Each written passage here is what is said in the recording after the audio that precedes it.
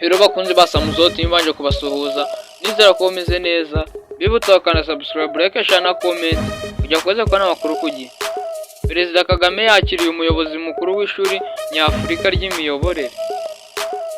Perezida Kagame yakiriye Prof Kingsley Cheu Mongaholu uyobora ishuri rikuru ry'ibijyanye n'imiyoborere Africa School of Governance riherutse gutangizwa mu Rwanda.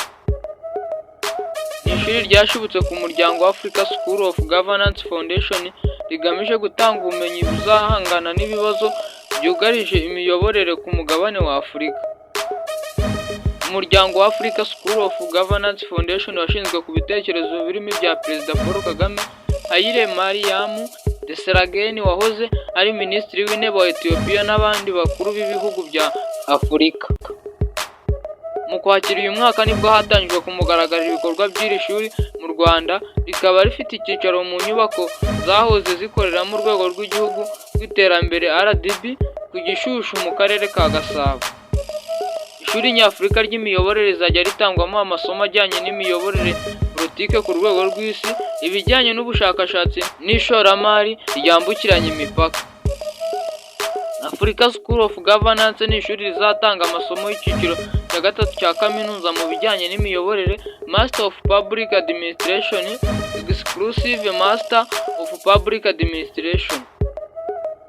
Hazajya hatangwa kandi amahugurwa y'igihe gito ku rubyiruko rushaka gukarishya ubumenyi mu bijyanye n'imiyoborere.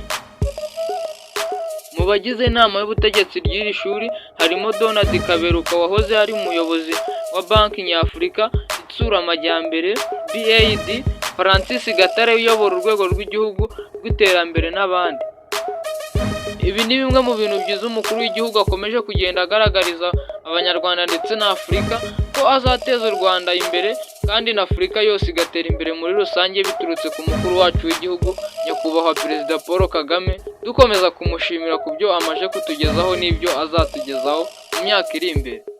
Rero aya ngaya akaba ari amakuru nagejejweho cya Samuzo TV, bibutsa bakanda subscribe, like, share na comment kujya kuza kubona amakuru ku gihe. Thank you.